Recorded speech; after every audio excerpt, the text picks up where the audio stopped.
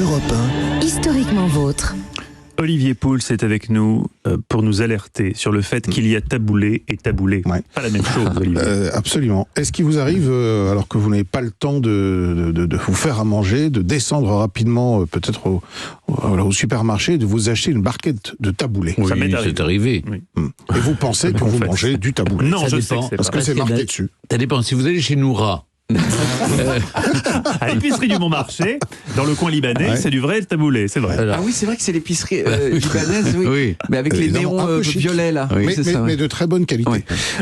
Alors, Oui. évidemment, parce qu'il y a taboulé et taboulé. Alors, il n'y a pas de lieu précis et de date de naissance du taboulé, mais tous les spécialistes qui se sont penchés sur la question, ils sont nombreux. Ah oui, Les historiens du taboulé. Les historiens du taboulé convergent tous vers le Liban, et c'est effectivement probablement là qu'est né le taboulé, le vrai taboulé, celui qui ensuite a été décliné selon un certain nombre de recettes dans tous les pays du Proche et du Moyen-Orient, dans tout ce qu'on appelait le Levant, etc.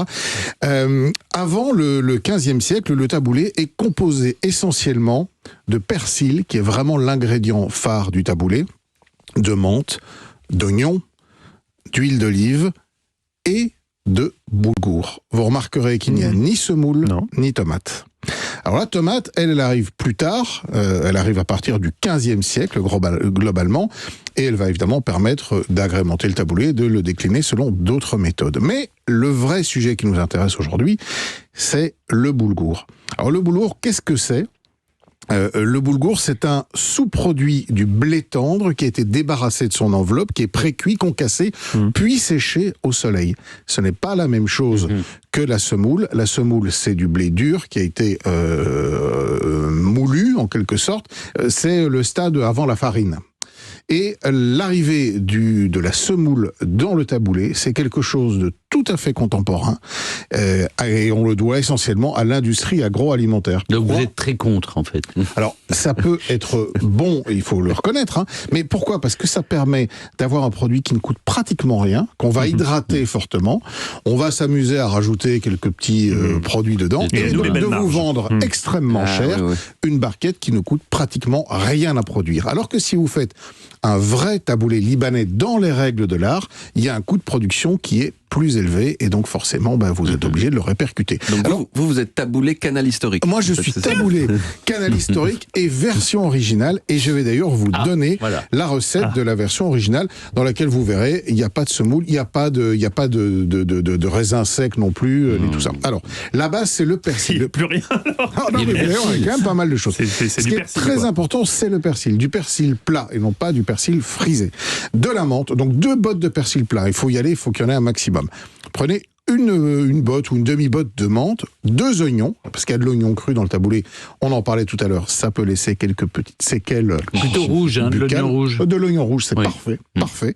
De la tomate, parce que depuis le 15e siècle, on en met aussi. Donc prenez les tomates et vous les mondez, c'est-à-dire que vous les débarrassez de leur peau. Vous savez comment on fait ? Oui, par l'eau bouillante. Exactement, on fait une petite croix avec un couteau, on plonge dans l'eau bouillante et là, la peau s'enlève instantanément et très facilement. Du boulgour, donc 100 grammes de boulgour, du citron, très important, un jus de citron et un petit peu d'huile d'olive. Alors, on va prendre le persil, on va l'équeuter, on va le ciseler très finement. Pareil avec la menthe, l'oignon, on le coupe en tout petits morceaux. Le boulgour, on va le réhydrater dans de l'eau tiède. Donc on le met dans un petit bol avec de l'eau tiède qui le recouvre.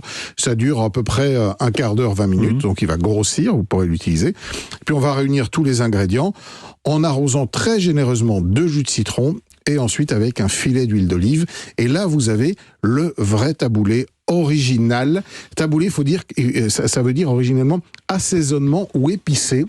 Et le taboulé était plutôt quelque chose qui servait d'accompagnement plutôt qu'un plat entier. Voilà. Là, vous avez le vrai taboulé et non Et pas vous le aurez, taboulé en barquette. si vous préparez ça, vous aurez toujours un con au dîner qui dit mais elle est où la semoule ? Exactement. Ça, et là, vous lui claquerez le beignet avec tout ce que je vous ai raconté. on le renvoie vers votre excellente chronique sur europe1.fr. Exactement. Merci beaucoup Olivier. On retrouve toutes ces recettes donc sur le site europe1.fr et on vous retrouve demain autour de la table des bons vivants de Laurent Mariotte de 11h à 12h30 sur Europe 1.